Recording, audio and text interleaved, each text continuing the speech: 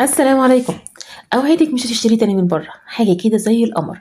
شايفين الجمال ولا التوريقه بتاعته ولا اللون الخطير بتاعه؟ ما شاء الله عليه، جميل جدا. شايفين يا جماعه من كتر ما هو بيقرمش اللي عمال يتفتفت ازاي مني.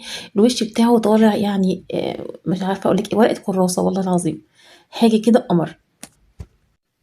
يلا نشوف عملنا ايه.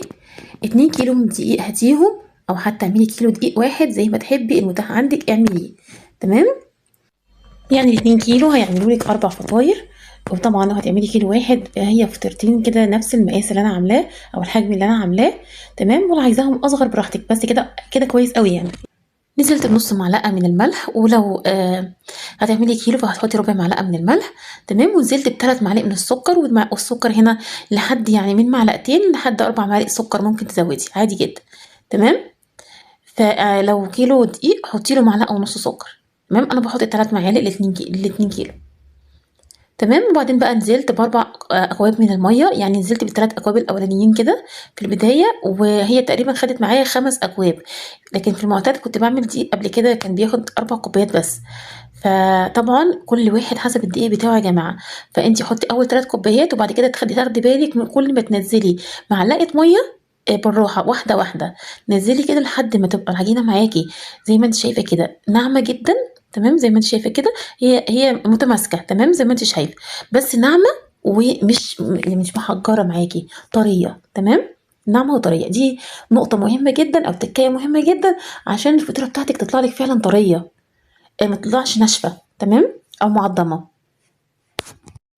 طبعا بعد كده ما عجنت ريحتها حوالي نص ساعة، وبعدين بدأت أشتغل فيها زي ما انت شايفة كده. نزلت كده برشة من الدقيق زي ما انت شايفة. تمام. دول بقى نص كيلو من السمنة. الكيلو هياخد حوالي 250 جرام من السمنة اللي هو ربع كيلو يعني. تمام. نزلت عليهم بمعلقة إلا ربع كده من البيكنج باودر. تمام. التكادي حلوة قوي قوي، وبجد بتخلي لك يعني الفطيرة هشة جدا وخفيفة زي الهوا. تمام. ابتدي بقى افرديها بالشكل ده كأنك كده بتفردي افرديها كده مستطيلة. تمام. زي ما بنعمل السيسرول تقريبا، زي السيسرول او السينابون. زي كده. زي ما انت شايفة كده. ابتدي بقى ايه بطريقة اسطوانية يعني لا طول مستطيلة. اعمليها بالشكل ده. تمام. طبعا هتبقى مش رفيعة قوي ومش تخينة قوي، يعني خليها وسط. تمام كده. هتبقى السمنة بتاعتك اللي احنا حاطين لها بيكنج باودر بس دوبناها فيها كده، وتبتدي بقى انزلي بإيزيرة بيها بالشكل ده لحد ما تاخد معاكي الرول كله زي ما انت شايفه كده. بعد كده ابتدي بقى ايه انك انت تروليها بالراحه كده رفيع. لان النقطه دي بقى او التكايه دي اللي هتخلي لك الفطير بتاعك مورق توريقات اللي انت شفتيها. تمام. تبتدي بقى شدي كده، وابتدي بقى ايه لو اي سمنه طلعت في الجنب يمين ولا شمال شيليها وحطيها كده من فوق بالشكل اللي انت شايفاه ده. انا هقسمهم على 4 فطاير. تمام. يعني كل كيلو تعتبر ايه فطيرتين. تمام. في المرحله دي بقى بعد بقى ما طبقناها بالشكل ده عملناها زي السسرول كده. تمام. ابتدي بقى ايه ريحيها نص ساعه. انا هريحها في الصواني بالمره، يعني الصواني كده هدهنها زيت او هحط فيها شويه زيت كده واحط على طول ايه من غير حتى مدهن، لان انا كده كده كده ايه ده كله هيسيح على بعضه يعني مفيش مشكله. تمام. فريحتهم حوالي نص ساعه تاني بعد ما لفيتهم رول بالشكل ده. كمان غطي كده بقى بالطريقه دي بالشكل ده كده برضو غطيهم. انا يعني لو عندك كيس بلاستيك كده، كيس بلاستيك استرتش راب زي ما انت حابه غطيه. انا كان عندي ورق كده فغطيت بيه. تمام كده. هاتي بقى اول واحده بعد النص ساعه التانيه. احنا كده ريحنا مرتين، اول مره خالص والتانية لما قطعناها رول. المره التالتة بقى دي دلوقتي هنعمل ايه هنفرد بقى ايه العجين بالشكل ده. دي المرحله اللي بعد كده هنفرد العجينه كل قطعه كده قطعناها رول.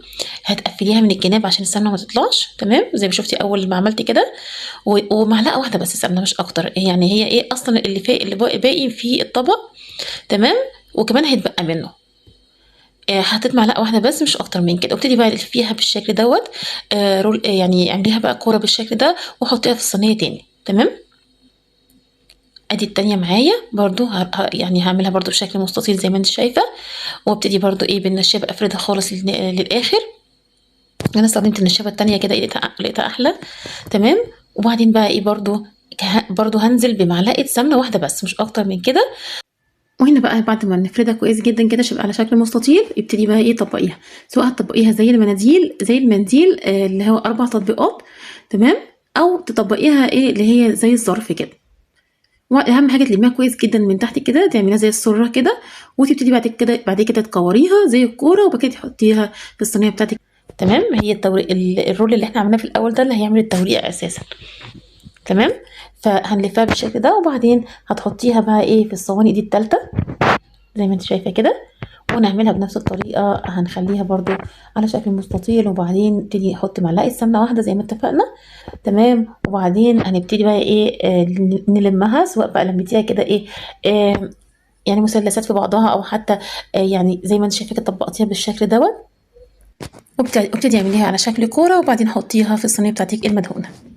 وعملت الرابعة بنفس الطريقة، وريحتها كمان برضو نص ساعة بعد ما خليتها كورة بالشكل ده.